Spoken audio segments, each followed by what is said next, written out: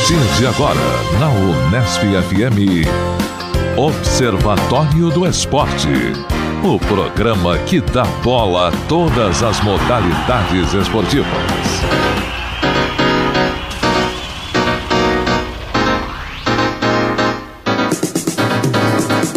Grande abraço para você sintonizado em 105,7 nas ondas da Unesp FM. Hoje é sábado, 31 de outubro, o ano é 2015.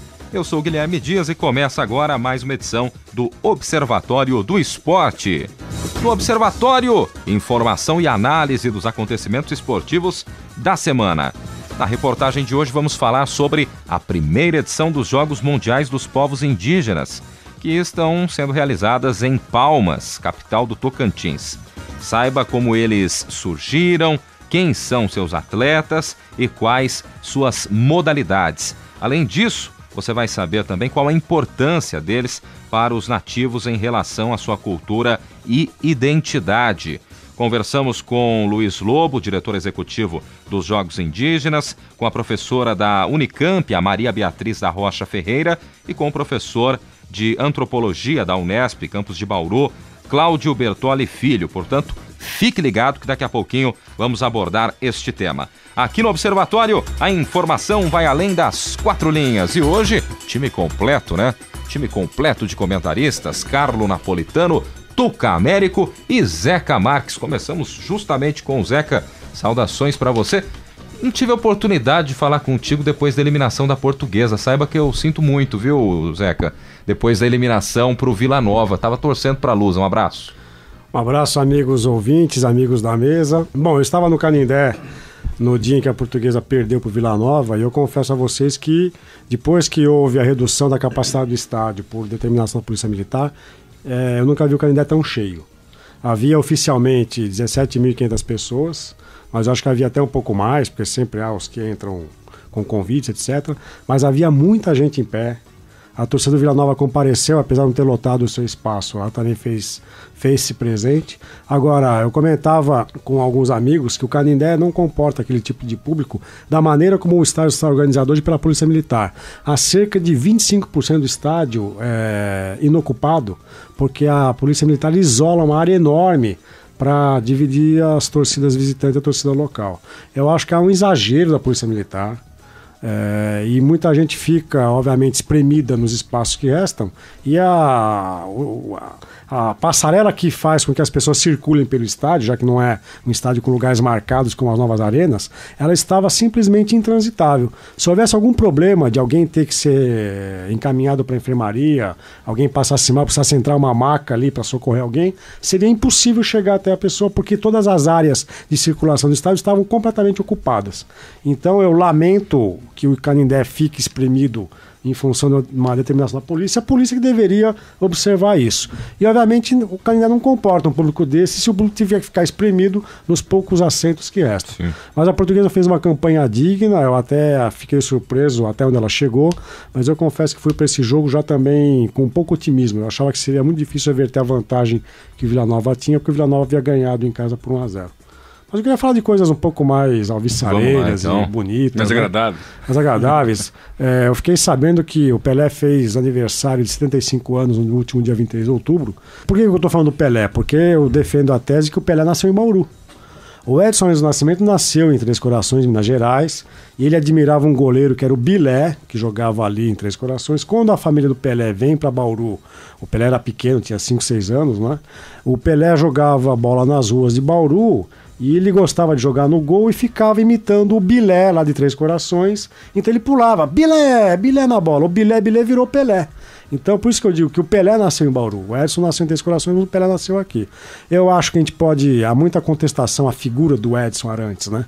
Porque depois que ele parou de jogar futebol, fez várias atrapalhadas pessoais, profissionais, empresariais.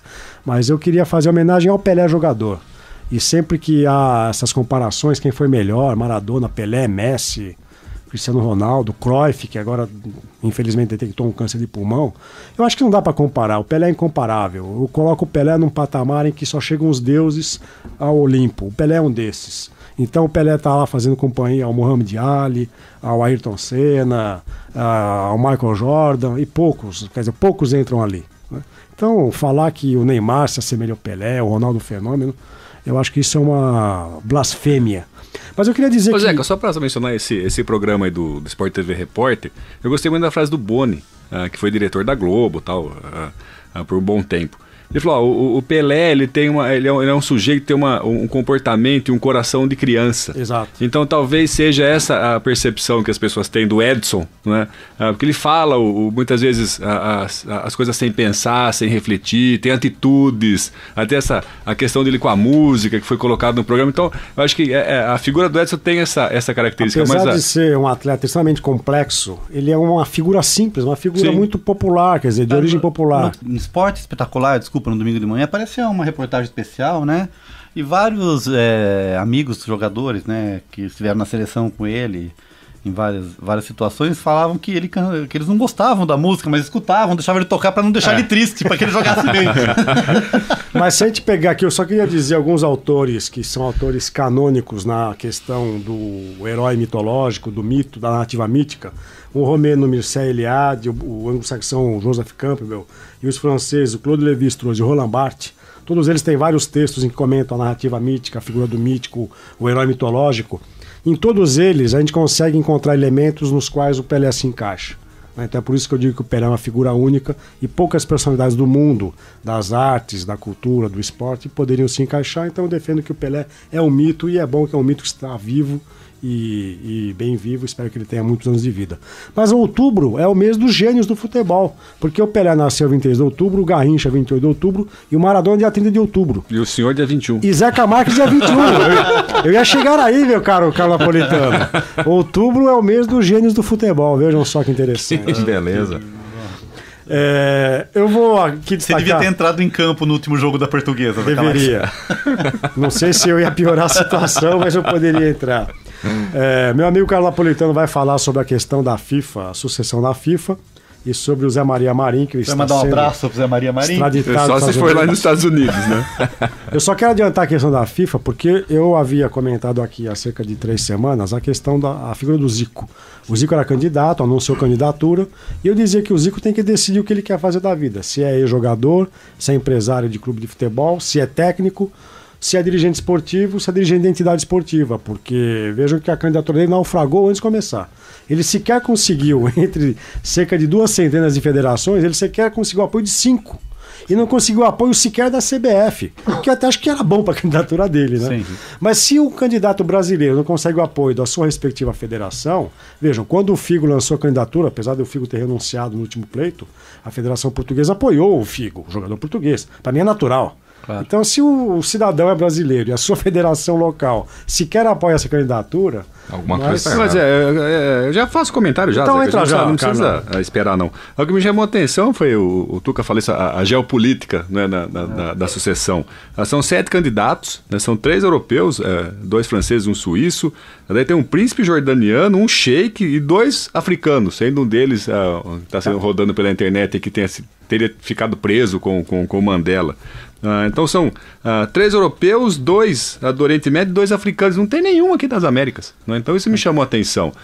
O Carlos Teixeira, que seria um candidato, já... O Zico, qualquer um, né? Do Uruguai, Argentina, Estados Unidos. Um representante. Chama a atenção que o futebol, apesar de ser um esporte difundido no mundo todo, ele não tem. Os países africanos e os países do Oriente Médio não têm uma dimensão planetária para poder representar uma entidade... Nem uma gestão de futebol tão complexa na gestão cria pessoas complexa, capacitadas para isso. Agora, eventualmente, essas figuras podem fazer um bom trabalho à frente da FIFA. Uma coisa eu lembro que, por exemplo, sempre que há a Copa do Mundo, contestam o fato de um árbitro assistente de Mali ou da Etiópia bandeirar um jogo com a seleção da Espanha e da Holanda.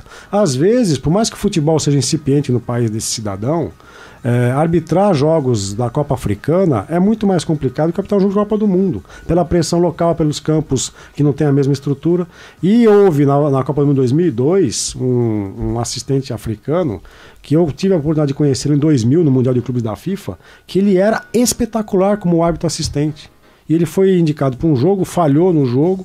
eu não me recordo, infelizmente, o nome dele, e ele começou a ser crucificado pelo fato de ser de um país africano que tinha pouca tradição no futebol. Uma coisa não tem nada a ver com a outra, né? Sim, mas também o que chama atenção são esses dois do Oriente Médio, O né? que me chama Talvez atenção, Carlos, é que os países em que o futebol é forte não conseguiram gerar dirigentes que pudessem assumir esses cargos de gestão. E vejam, se até o Platini, que é um dos candidatos que você citou, é um dos europeus, é o Michel Platini, francês, o atual presidente da UEFA, se até ele está suspenso das suas funções como dirigente, ele pode sequer participar do pleito. Há uma questão jurídica. Não, sim, e tem um entrave aí, porque o Gianni Infantino, que é o secretário-geral da UEFA, ele é o braço direito do Platini. Então ele só fez a candidatura dele. É o Jerome Valk da UEFA. É o Jerome Valk da UEFA. Ele só foi candidato, só fez a inscrição com receio de que a candidatura do Platini... Ele é o suplente do Platini na candidatura. Sim, que vá por água abaixo a candidatura do Platini. Mas vejam... E o Blatter indica que é um ex-secretário-geral também da FIFA, é o homem de confiança do Blatter, né? Quer dizer, então o jogo político está muito grande. Talvez um desses daqui que sejam zebras, né, da África ou do Oriente Médio possa ganhar a eleição. O Ricardo Teixeira, que já foi genro do João Avelange, que foi presidente da antiga CBD, presidente da FIFA durante 2 décadas, o Ricardo Teixeira estava se preparando para ser um futuro dirigente da FIFA. Renunciou à CBF por denúncias de corrupção, preferiu o ostracismo. O que muitos parlamentares nossos fazem, né, Carlão? Renunciar aos mandatos para não serem julgados e punidos. Perdeu. Mas eu acho muito difícil que um brasileiro ou um sul-americano emplacasse uma nova gestão na FIFA, porque o João Avelange, brasileiro sul-americano, ficou 2 décadas à frente da entidade. Então, acho que até os próprios dirigentes da FIFA preferem que haja esse tipo de rodízio. Então, se não ficar agora com o europeu, o jordaniano me parece alguém que desponta com alguma chance de vencer. Vejamos o que vai acontecer. Eu também eu li a biografia de todos eles aqui, eu achei interessante. O Zé Maria Marim, que está sendo tratado para os Estados Unidos, quer dizer, é outra mancha do esporte brasileiro, especialmente para a CBF. E esses desmandos da CBF, o Marco Paulo Del Nero, que é o atual candidato, aliás, o atual presidente da CBF, também está com várias manchas de corrupção no seu currículo. Isso explica um pouco o 7-1 do Brasil na Copa do Mundo do ano passado, opondo o Brasil e a Alemanha. Agora, quando a gente começa a ouvir que até a Copa de 2006 na Alemanha também está manchada por denúncias de compra de votos para que a Copa fosse na Alemanha, eu já começo a achar que essa organização alemã, Kaiser, né? A organização germânica também é uma organização que tem uma vitrine, mas pode ter embaixo do tapete muita sujeira, e seria interessante que isso viesse à tona. Mas o que me chamou a atenção aí na questão do Marinho extraditado dos Estados Unidos, Zeca, foi a jogada jurídica que está envolvida. Ou seja, lá ele está preso, está numa cela, numa cadeia, e sendo extraditado para os Estados Unidos e por ter residência nos Estados Unidos e pagando uma fiança na bagatela de 7 milhões de dólares, ele pode ficar em prisão domiciliar nos Estados Unidos. Aí ele vai tomar chá com o Ricardo Teixeira em Miami. Com certeza, deve ser vizinho em Boca Raton, que é o condomínio onde o Ricardo Teixeira tem a casa dele. Então é um acordo feito ali pelos advogados e com a anuência dele, porque ele concordou com a extradição, para ele ter uma prisão domiciliar. Ele já é de idade, um senhor de idade, então talvez esteja preocupado. Vai ficar boa ainda, né? Vai ficar tranquilo, né? Bom, último tema aqui, para quem reclama que a gente só fala de futebol, é sobre motovelocidade. Isso é uma surpresa, Zeca, falando de motovelocidade. Eu acho que é a primeira vez que motovelocidade aparece no programa. Algum piloto da Lusa? Não. É que vocês devem ter visto ou ouvido falar do último domingo, no Grande Prêmio da Malásia. O Valentino Rossi, múltiplo campeão da motovelocidade, ele teve um ato menos lícito com o Marc Marques, que não é meu parente, mas é espanhol. É o Marques com acento no A e com Z no final. No finalzinho da prova, há uma curva em que o Marc Marques ia fatalmente ultrapassar o Valentino Rossi.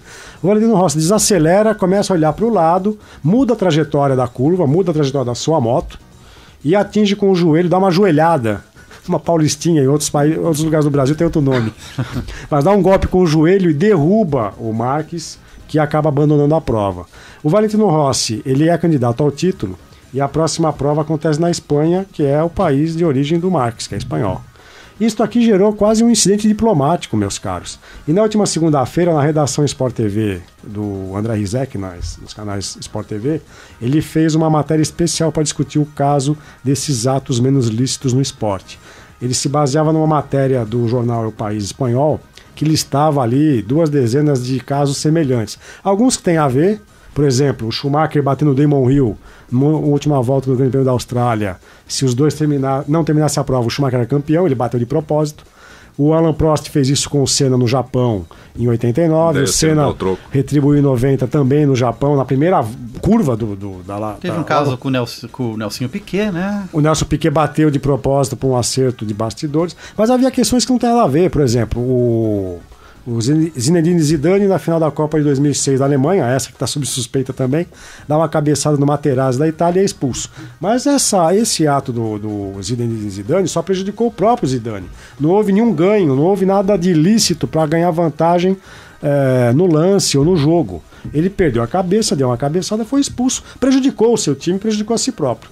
Eu acho que essas artimanhas para levar vantagem é o que fez o Valentino Rossi. E algumas pessoas que são minhas amigas no Facebook discutiam que não houve um ato deliberado para prejudicar o adversário, que o Mark Marques provocou o Valentino Rossi a prova inteira. Eu acho engraçado como é que alguém pode provocar outra pessoa com um capacete a 300 por hora numa moto. Algum gesto, alguma manobra, não sei. O que me chamou a atenção foi no Globo Esporte, acho que foi na segunda-feira mesmo. O Globo Esporte mostrou duas capas de cadernos esportivos, um espanhol criticando, falando de um incidente internacional e tal, e o jornal italiano, né? Que o espanhol teria dado uma cabeçada no joelho do Valentino Rossi. Quer dizer. É que nem o ombro do qual era o nome do italiano? Schillaci, que bateu no dente do Soares na última Copa do Mundo. E o que causou também uma certa polêmica, Zeca, foi a punição, né? Que ele foi declarado vencedor da corrida e vai sair em 10º lugar, acho. Vai largar em último no Grande Prêmio da Espanha. E vejam o que envolveu essa questão. O primeiro-ministro da Itália, o Matteo Renzi, ligou para o Valentino Rossi para mostrar solidariedade. O Giovanni Malago, presidente do Comitê Olímpico Italiano, disse que a Federação de Motovelocidade queria adulterar o campeonato, fazendo com que o Valentino Rossi largue em último. E o presidente da Espanha, Mariano Rajoy Brey, entrou na polêmica dizendo que tanto no esporte como na política não vale tudo. E fez uma crítica ao Valentino Rossi. E a imprensa entrou em guerra, a imprensa espanhola e a imprensa italiana. Pelo que eu vi, se eu fosse um juiz da prova, eu puniria o Valentino Rossi, porque ele muda a trajetória da moto. Ele olha para o lado 3 vezes, ele está mais preocupado em atingir o adversário do que seguir a sua rota normal. E acho que a punição é válida. Você está sintonizado em 105,7 nas ondas da Unesp FM, curtindo o Observatório do Esporte. Agora vamos aos tópicos desta semana de Tuca Américo, pois não, Tuca? Bem, vamos lá. A gente tem um grupo onde a gente discute as pautas aqui do nosso programa e eu coloquei lá um trecho da coluna do Tostão na Folha de São Paulo, publicado dia 28, agora de outubro, né? E que eu queria ouvir um pouco a opinião aqui dos meus amigos da mesa, né? Que eu acho que eu concordo com o Tostão, que eu acho que é um dos comentaristas mais lúcidos que a gente tem. Você escreveu antes, o Tostão concorda com você. Verdade. Tá ok. Né? Então eu vou aqui ler textualmente um pedacinho da crônica do texto do Tostão, que chama Bom Senso Virou Utopia. Né? Então, o que escreve nosso amigo Tostão? Alguns comentaristas, por convicção, por querer valorizar nossos campeonatos e pelo entusiasmo com o Brasileirão, perdem o bom senso e as referências. Escutei alguns disparates, como os que o Corinthians está ao mesmo nível que o Barcelona, Real Madrid e Bayern, que Renato Augusto, um dos candidatos a melhor do Brasileirão, devia estar entre os 23 melhores da FIFA, que Douglas Costa poderá estar ao mesmo nível que Neymar no Mundial 2018 e que Careca, excepcional centroavante, convidado para integrar a comissão técnica do Brasil nos próximos 2 anos, é superior a Cristiano Ronaldo. O bom senso está cada vez mais distante, tornou-se algo inatingível, uma utopia. Então eu queria ver um pouco a opinião de vocês em relação a isso, porque eu estou vendo muito entusiasmo. Embora eu acho que essa reta final do Campeonato Brasileiro, mesmo com a distância do Corinthians, as outras decisões que o campeonato tem, quem vai para a Sul-Americana, quem cai, quem vai para a Libertadores, tem aí tudo muito em aberto, né? Mas esse entusiasmo eu acho que é exagerado, eu não sei o que vocês pensam. Bom, no começo do ano o Corinthians era um time que estava no nível da Liga dos Campeões. Corinthians de Munique, né? Corinthians de Munique. E o Tite era o Tite Guardiola. Até chegar o Guarani do Paraguai, vejam que interessante. Eu acho que, concordo com o Tostão, existe, no caso da imprensa televisiva, isso é para valorizar o campeonato que as empresas transmitem e campeonatos pelos quais paga-se muito. Questões contratuais. Questões contratuais. Na imprensa escrita, eu não costumo ver esse tipo de comentário agora. É uma valorização aí endógena, um pouco até xenofóbica, que me incomoda muito, porque é aquela questão, uma coisa, outra coisa. Comparar o Neymar com o Pelé, comparar qualquer pessoa com o Pelé, eu acho que é impróprio. Comparar Neymar com Pelé, mas também não dá para comparar hoje Douglas Costa com Neymar, compararam aí? E o Careca com o Cristiano Ronaldo. O Careca foi um belíssimo jogador, mas o Cristiano Ronaldo está em outra grandeza, é outra órbita. Se fosse um sistema só, seria uma outra órbita, cada um está na sua órbita. Mas puxar sardinha pro Corinthians nessa altura também é absolutamente normal, assim como estão puxando sardinha pro Santos, que é finalista da Copa do Brasil, né? Assim como puxar sardinha pro Santos é redundante. Assim como também nas temporadas passadas falaram tanto do time do Cruzeiro, né, que tinha achado uma fórmula para manter seus principais jogadores, que não precisavam se desfazer dos principais atletas. Cruzeiro era um time de nível europeu. Cadê o Cruzeiro agora, né?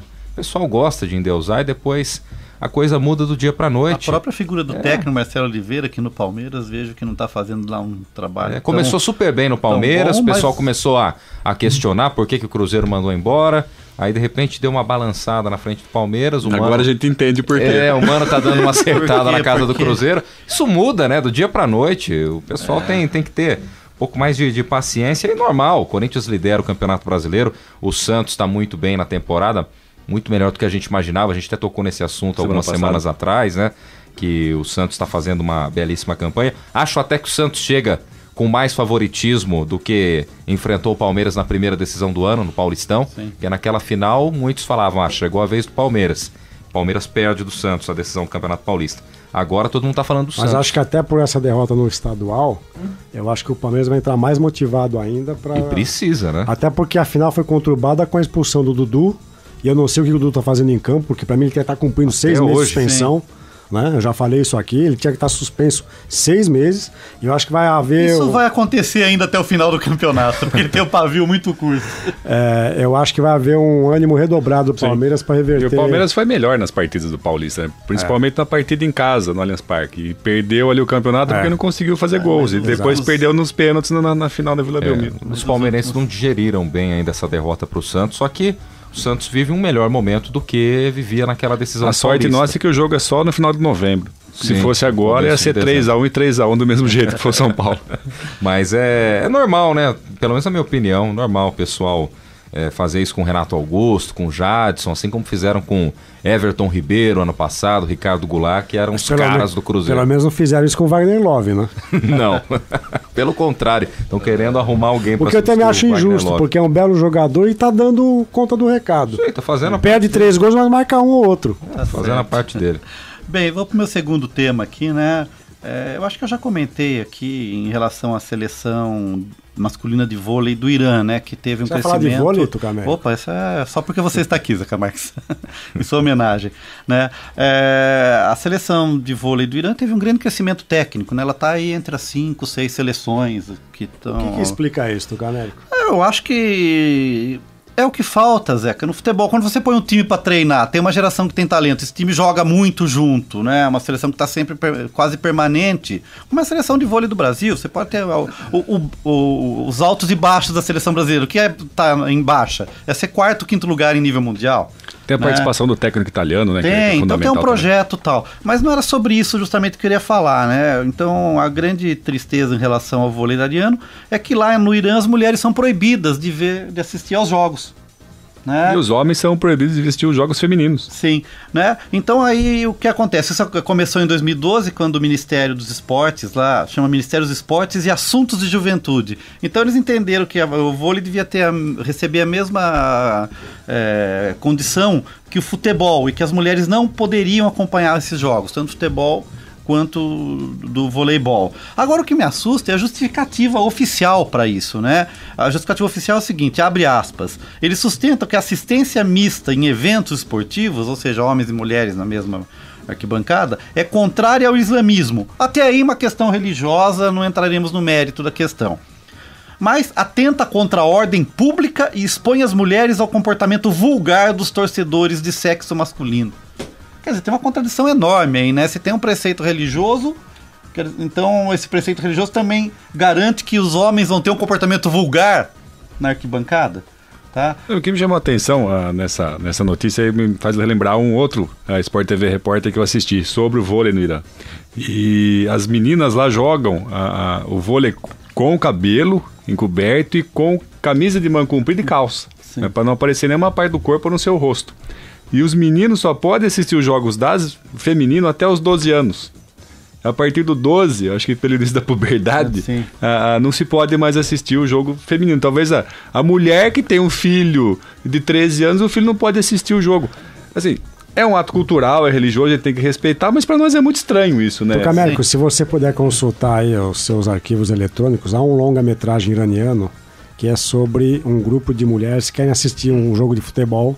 E são proibidas, elas tentam ingressar no estádio com algum tipo de disfarce. Você pode fazer uma busca aí pra gente saber qual é o nome do filme? Tá, vamos fazer. Nossa produção pode nos ajudar. Um filme iraniano sobre futebol em que mulheres querem entrar no estádio e há todas as peripécias para poderem conseguir. E enquanto a produção levanta essa informação, eu termino. Tudo isso eu estou comentando, Zeca, porque enfim, aí na última quinta-feira, a Human Rights Watch, né, Observatório dos Direitos Humanos, lançou uma campanha, né, no âmbito digital para denunciar essa proibição e criar aí mecanismos de pressão em relação à Federação Internacional de Voleibol para que tente tomar uma atitude, alguma coisa em relação a isso. A gente sabe que tem questões culturais, religiosas, né, que fogem um pouco do controle, mas eu acho meio complicado. E veja que em Jogos Mundiais de Atletismo ou Jogos Olímpicos, vamos ter no ano que vem no Rio de Janeiro,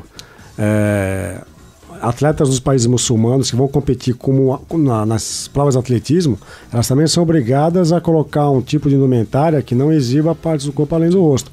Para quem corre 100 metros, 200 metros, provas de velocidade, sabe que aquilo é anti-aerodinâmico. Sim, é um prejuízo esportivo enorme. É um prejuízo esportivo enorme. Entra em desvantagem. Então, agora, temos que respeitar questões culturais e religiosas. Né? E também o Observatório dos Direitos Humanos, né, atenta a essa pressão, porque dentro do calendário provisório ainda da Federação Internacional está previsto que no ano que vem, né, entre 14 e 19 de fevereiro, a cidade de Kishi Island, né, vai acolher uma prova do circuito mundial. Então, quer dizer, você tem um prejuízo aí em plateia e tal. Eu acho que é uma questão a ser pensada, a ser discutida. A nossa produção, muito ágil. Nossa Solerte Produção. Solerte Produção.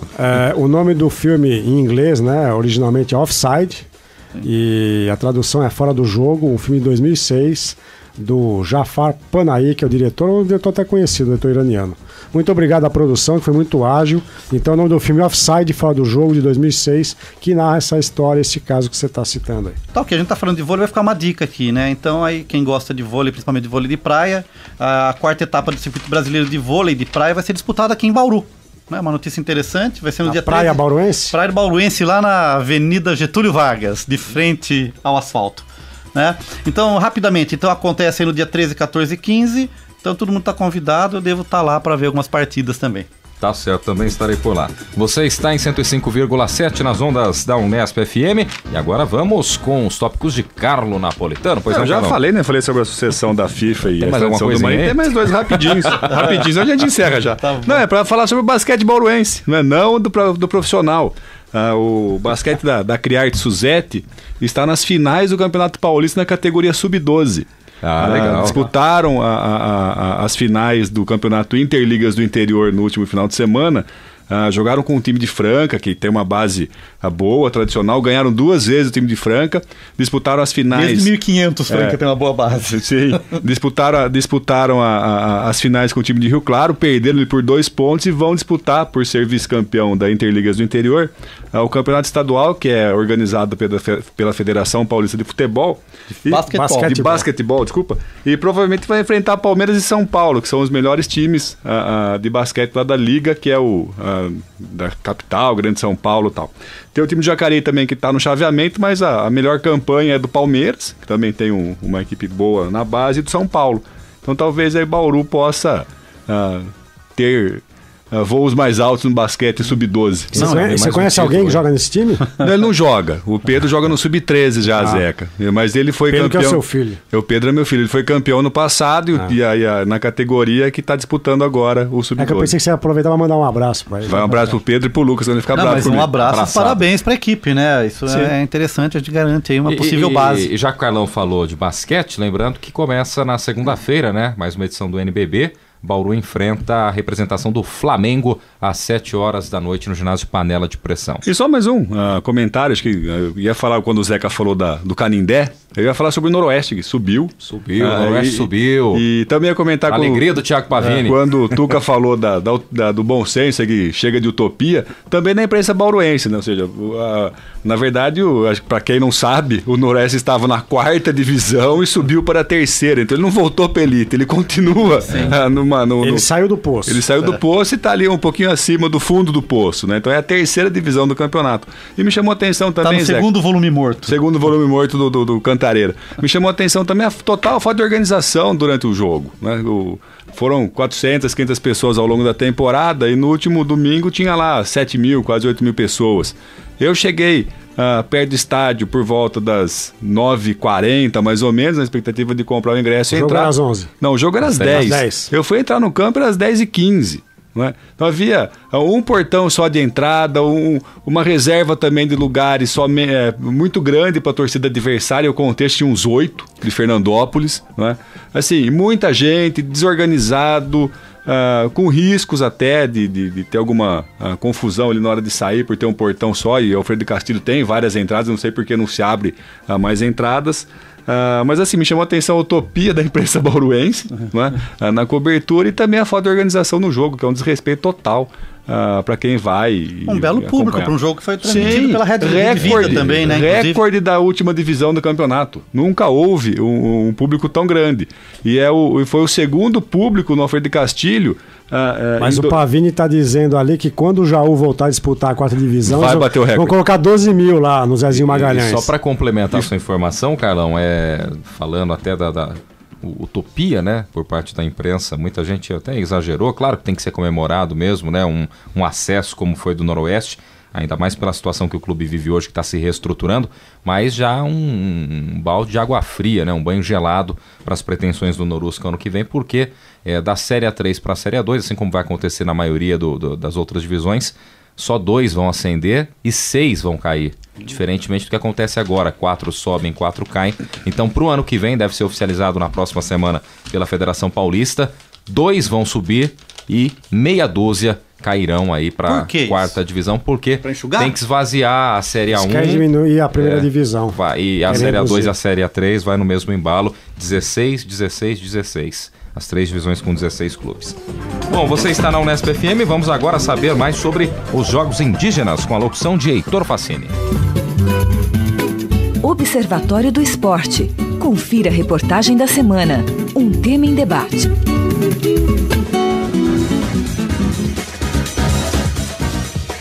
Desde o dia 23 de outubro, acontece na cidade de Palmas, no Tocantins, os Jogos Mundiais dos Povos Indígenas. Eles terminam amanhã, dia 1º de novembro. É a primeira edição deste evento esportivo, que reúne etnias brasileiras e internacionais. A organização ficou sob responsabilidade do Comitê Intertribal Memória e Ciência Indígena, em parceria com o governo federal. Os Jogos Mundiais são baseados nos Jogos Brasileiros Indígenas, que já tiveram 12 edições no país desde 1996. Além do Brasil, 23 países são participantes da competição. Ao todo, são 1.800 atletas, mas a maioria é de etnias brasileiras. Conversamos com o diretor executivo do evento, Luiz Lobo, que nos falou sobre como surgiu essa iniciativa para a elaboração dos Jogos. É um apoio do governo federal, através do Ministério do Esporte, em parceria com a Prefeitura de Palmas e o governo do Tocantins, né? E o Comitê Intertribal, que são os idealizadores originais dos Jogos. Eles realizaram 12 edições nacionais E para essa edição mundial, sabendo-se da importância e do aporte que seria necessário, né, para receber estrangeiros, a organização, a questão toda de atendimento ao público, segurança, saúde, o governo começou a apoiar de uma forma mais significativa, né? Então, teve um convênio com a cidade de Palmas e o orçamento foi dimensionado também para a realização dos Jogos. Os Jogos se diferenciam de uma competição esportiva tradicional. No momento da seleção das etnias participantes, o Comitê Intertribal Memória e Ciência Indígena utiliza alguns critérios, como a conservação dos costumes de cada etnia, as crenças e os esportes tradicionais. No caso das 23 etnias brasileiras participantes dos Jogos Mundiais, também foi pré-requisito a participação em alguma edição dos Jogos Nacionais, que acontecem desde 1996. Luiz Lobo fala sobre a seleção através do bioma. Fizeram uma divisão por biomas e não por estados, né, como a gente pensa. Então, os diversos biomas brasileiros estão aqui representados por etnias que vêm do norte, do centro-oeste, até do sul do país.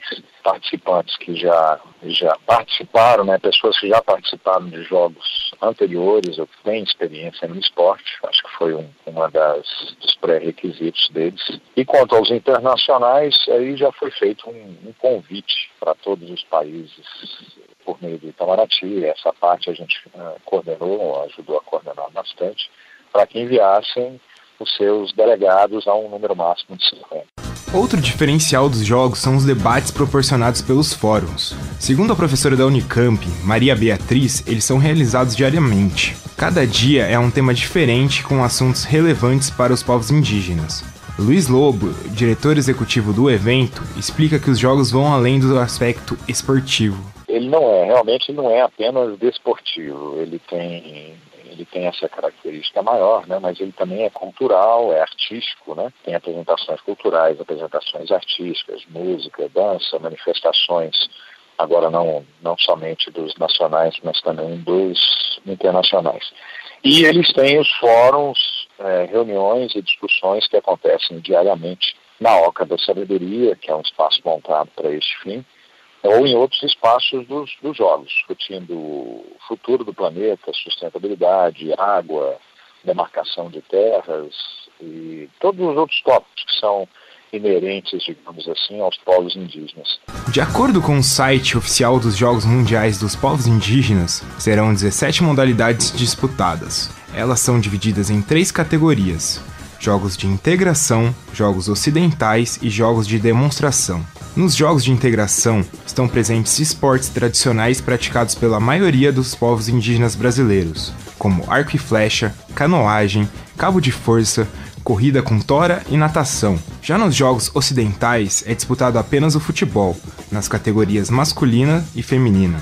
Na categoria de jogos de demonstração está presente o caráter de exibição, e são particulares de cada povo. Falamos com a professora da Unicamp, Maria Beatriz da Rocha Ferreira, que comentou da diferença existente na forma de competição dos jogos indígenas e das competições esportivas tradicionais baseadas no esportes de demonstração. Tem outras provas que são provas mais em nível de demonstração, para um pouco de como representa a cultura. Que eles chamam da mesma corrida de histórias, né, que são só 2 ou 3 etnias que fazem. Mas não tem esse viés como a forma que nós pensarmos nas Olimpíadas, desse nível altíssimo de rendimento.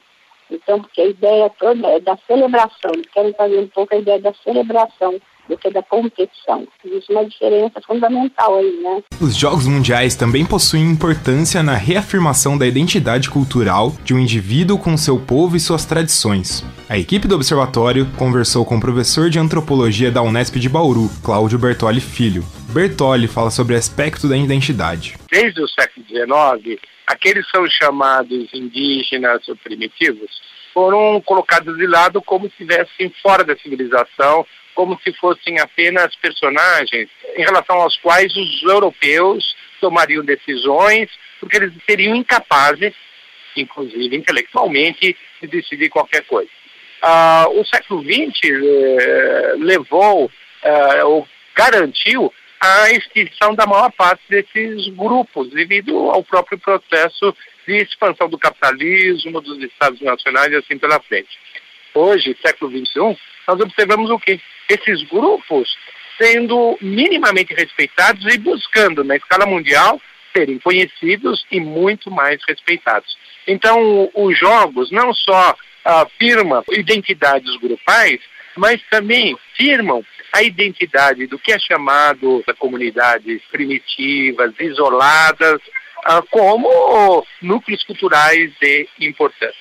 Os Jogos Mundiais terão um papel importante na forma como passaremos a compreender e enxergar os nativos e suas culturas. É o que afirma Bertolli. Nós temos que pensar o seguinte: Jogos Indígenas Internacionais. Vocês já repararam que na nossa cultura indígena é exclusivamente sinônimo dos índios brasileiros? A gente nunca pensa, mesmo conversando com o público universitário, o quanto que indígena ele existe em praticamente todos os quadrantes do planeta. Então são as populações autóctones que se constituíram enquanto sociedades naquele local. Então nós temos os indígenas na Sibéria, nós temos o indígena na Patagônia, nós temos o indígena no Sudeste Asiático, nas ilhas do Pacífico, e temos também no contexto brasileiro. Então, os jogos também para que nós, os não indígenas, ou que reclamamos esse papel, conheçamos a pluralidade e a complexidade das culturas e das sociedades indígenas. A cerimônia de abertura dos Jogos foi transmitida para 68 países. Porém, mesmo sendo um evento inédito e com proporções mundiais, a repercussão na mídia não está tendo o mesmo impacto que outros eventos esportivos dessa grandiosidade. É o que fala o diretor executivo dos Jogos Indígenas, Luiz Lobo. A gente tem um sistema interno de CATV que é jogado para todas as outras emissoras, e tem imprensa do mundo inteiro que está fazendo o seu ao vivo, via live link e tudo mais, mas ele não está sendo realmente diariamente, né, não está sendo transmitido, como você disse, em outros jogos. Pelo menos ainda não, né? Mas como esses jogos vão para outro canto, o brasileiro, inclusive, eu acho que valoriza menos esses jogos do que o próprio estrangeiro. A gente nota até pelo conhecimento dos jogos e os pedidos de credenciamento. A expectativa para que ocorram próximas edições dos Jogos Mundiais Indígenas é grande. O diretor dos Jogos Mundiais Indígenas, Luiz Lobo, afirma que existem países interessados em sediar os próximos eventos. Já está havendo discussões sobre uma periodicidade em que os jogos possam ter. Não se sabe ainda com qual frequência, né? Imagina-se a cada 2, 3 anos. Em algumas das reuniões que eles estão fazendo aqui, eles já estão discutindo isso, até para se determinar qual será o próximo país sede. A gente sabe que tem Nova Zelândia interessado, Canadá interessado, então são os primeiros jogos, não do Brasil, são os primeiros jogos realmente mundiais, né? Luiz Lobo ainda afirma que o legado que os jogos deixarão será um marco para o país e para a humanidade. Ele deixa um legado para a humanidade. Né? São os primeiros jogos mundiais. Daqui 50, 100 anos a gente vai estar falando a respeito e relembrando que o Brasil foi o primeiro anfitrião, né, desse marco histórico. Essas reuniões, essas discussões deixarão um legado, um documento, uma forma diferente de se pensar que vai incluir esses pensamentos de indígenas do mundo inteiro. Muito bem, após a locução do Heitor Facini, vamos aos agradecimentos antes da gente começar o debate, aqui nessa segunda parte do Observatório do Esporte, agradecendo ao antropólogo e professor da Universidade Estadual Paulista, Cláudio Bertolli Filho, a professora da Universidade Estadual de Campinas, a Maria Beatriz da Rocha Ferreira, e ao diretor executivo dos Jogos Mundiais Indígenas, o Luiz Lobo. Todos colaboraram aí com o material desta semana. E conosco agora na mesa, para falar um pouquinho mais a respeito do assunto, o Leonardo Guerino e também o Tiago Pavini. Tiago, até pegando um gancho no que diz o Luiz Lobo, realmente a mídia não tem destacado praticamente estes Jogos Mundiais Indígenas, o que é uma pena, né? Com exceção dos canais Sport TV, né? Que transmitiram pelo menos a abertura, mas fora isso não tivemos nenhum grande destaque. Um abraço para você. Um abraço, Guilherme, amigos da mesa, amigos ouvintes. Pois é, essa questão da mídia é algo que a professora Maria Beatriz, ela comentou com a gente, até reforçar e pedir desculpa aqui, que nós entrevistamos a Maria Beatriz, ela estava em Palmas acompanhando os jogos, né? Mas infelizmente a qualidade da sonora não ficou muito boa, né? Nós tentamos de tudo para recuperar algumas partes, foi uma conversa bem valiosa para a matéria, mas infelizmente o áudio não ficou muito legal. O que ela falou a respeito da mídia é que tá sim faltando um pouco de cobertura a respeito desses jogos e um pouco de compreensão na hora de passar para quem tá escutando, telespectador, como que está sendo o funcionamento desses jogos, né? A gente até achou alguns lugares que também estão repercutindo esse evento, como a Rádio EBC. Eles estão fazendo um programa que chama o Programa Mosaico, eles estão falando a respeito desse evento, estão transmitindo ao vivo de Palmas, mas realmente tem uma carência a respeito da mídia. A Rádio EBC, que é a rádio pública do governo federal. Exatamente.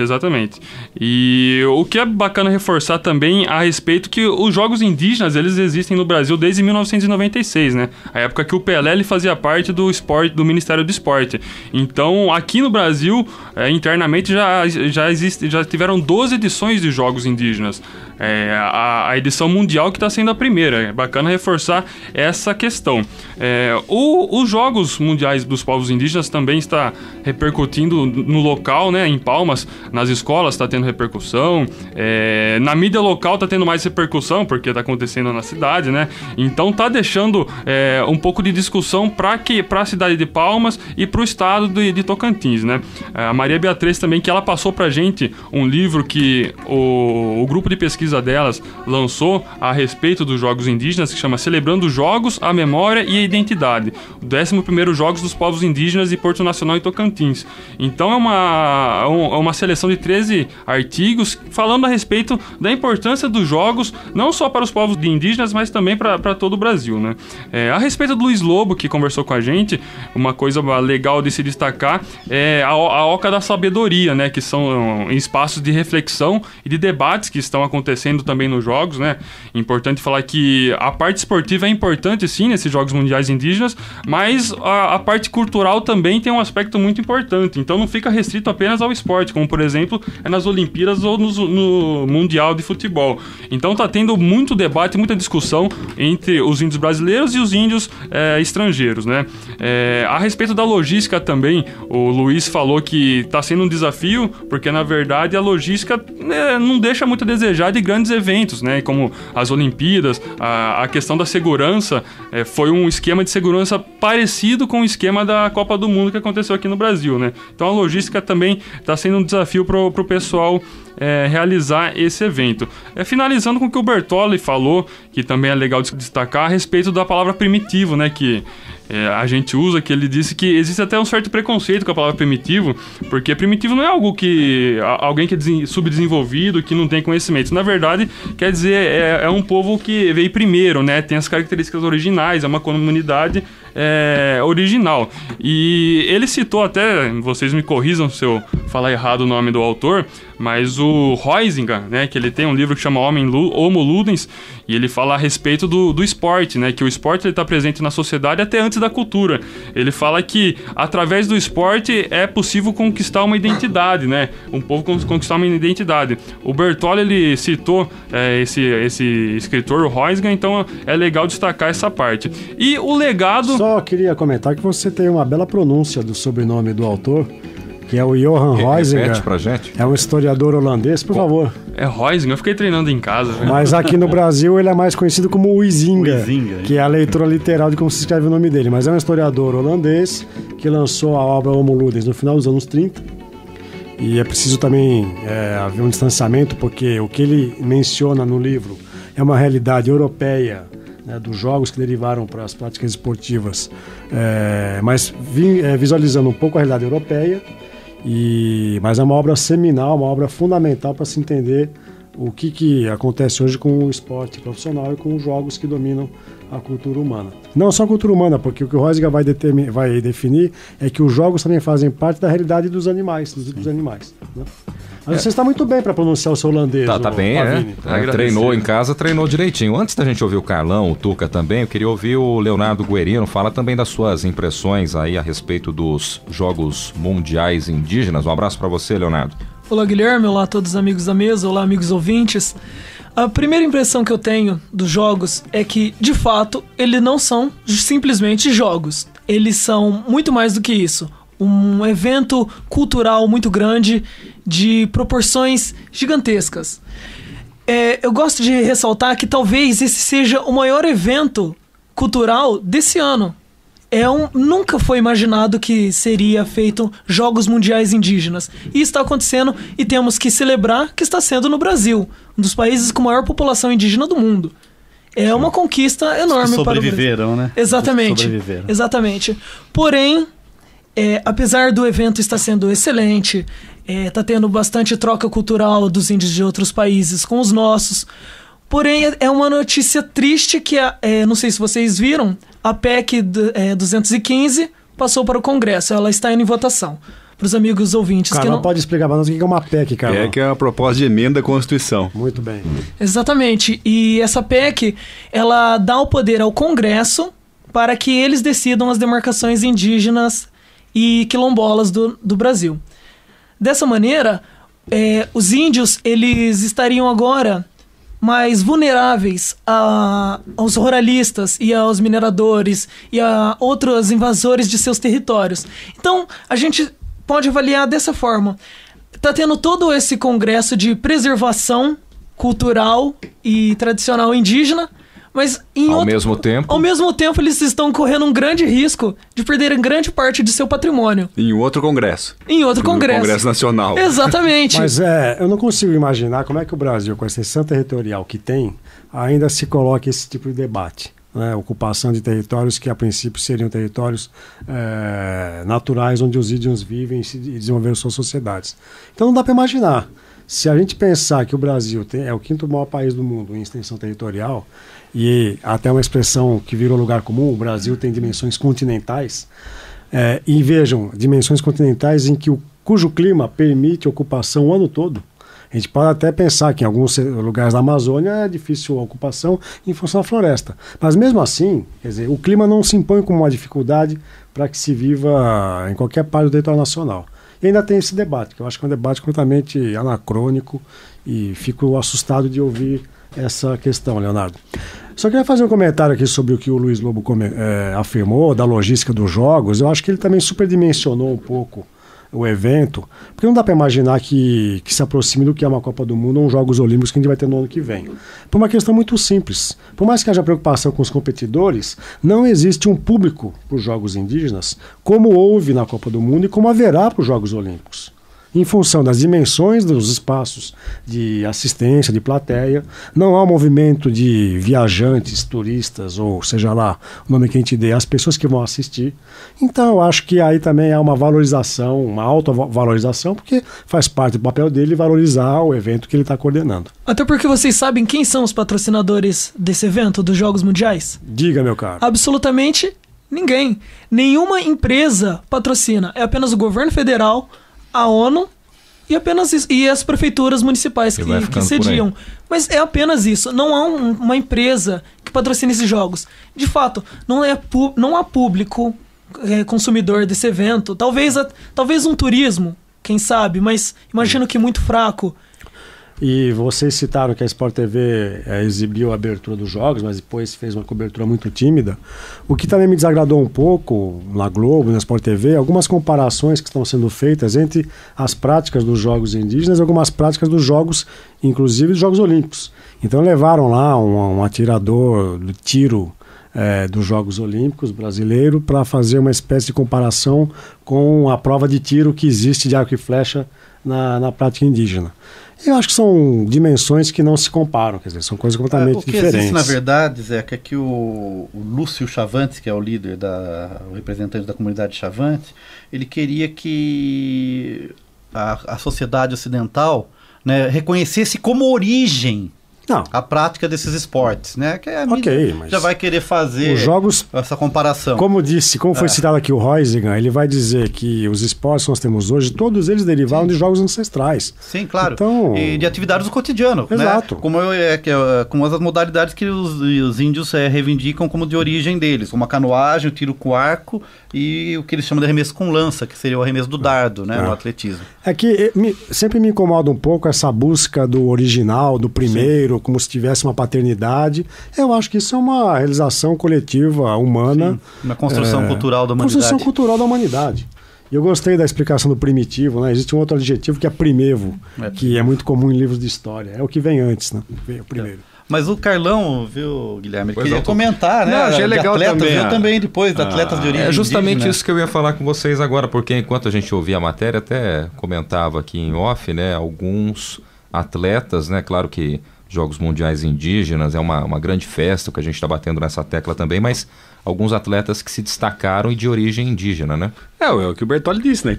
Imagina que índio só tem no Brasil, mas tem em todos os cantos do mundo. Os povos originários, né? Eu recordei aqui de uma australiana atleta de origem aborígene, o nome dela é Katia Freeman. Ela foi a última pessoa que conduziu a tocha olímpica até acender a pira olímpica na Olimpíada de Sydney em 2000. E ela foi a vencedora dos 400 metros rasos. E foi uma comoção nacional, porque o povo aborígene na Austrália também foi dizimado, como foi o povo indígena primitivo, mais do que o nosso. Mais que o nosso aqui. Tem uma história curiosa, Carlão, que é de um atleta norte-americano de origem indígena, que é o Jim Thorpe, né? Mas ele era chamado de Watahuk, Sendeiro Brilhante, Caminho Brilhante. E ele participou dos Jogos Olímpicos de Estocolmo em 1912. E ele foi considerado o melhor atleta do mundo naquela época, né? Ele ganhou, para você ter ideia, o decátlo, o pentatlo, foi em primeiro lugar no salto em distância, nos 200 metros, no arremesso do disco, no 1.500 metros, né? Mas o final da história dele foi triste, né? Porque naquela época o atleta olímpico tinha que ser amador. E depois dos jogos, descobriram que ele tinha recebido $25 para jogar uma partida de beisebol na segunda divisão americana. E por conta disso, ele perdeu todas as medalhas. Né? Então, uma história curiosa e porém triste, né? Porque ele foi retirado da medalha, mas não pelas modalidades que ele disputou na Olimpíada, mas por ter jogado beisebol. É interessante que o Cláudio Bertolli, nosso amigo do Departamento de Ciências Humanas, tenha comentado a questão da nomenclatura, né, índios. É um nome que, na expansão marítima do século XV, Portugal e Espanha, eram os habitantes da Índia. Né, os índios seriam os habitantes da Índia, porque imaginava-se que a descoberta do Novo Mundo na América fosse a Índia, e não era a Índia. A Índia, quem vai descobrir o caminho marítimo é um conterrâneo meu, que é o Vasco da Gama. Certo. Esse não estava para cair. Não. Só para afundar. Bom, como vascaíno, eu vou ficar bem quieto mesmo, porque não tenho o que argumentar. E você, ouvinte do nosso programa que acessa as redes sociais, curta nossa página no Facebook. O endereço é o www.facebook.com/Observatório do Esporte. Acesse também o blog do nosso programa. O endereço é o www.observatoriodoesporteunesp.blogspot.com. As músicas indígenas que vocês ouviram de fundo aí durante a matéria da semana é uma adaptação da cantora Marluí Miranda, portanto, canções indígenas para ilustrar o nosso conteúdo do Observatório do Esporte.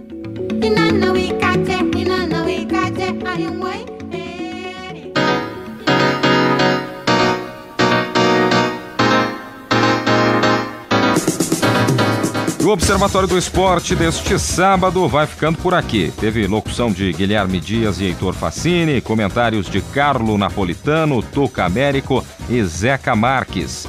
Equipe de reportagem: Leonardo Del Sante, Jéssica Dourado, Isaac Toledo, Leonardo Guerino, Heitor Fassini e Tiago Pavini. Direção de Fábio Fleury. Trabalhos técnicos de Paulo Pepa. O Observatório do Esporte é um projeto de extensão universitária financiado pela ProEx, a Pró-Reitoria de Extensão da Unesp. Para você, um grande abraço, ótimo final de semana e até a próxima. Observatório do Esporte, informação além das 4 linhas.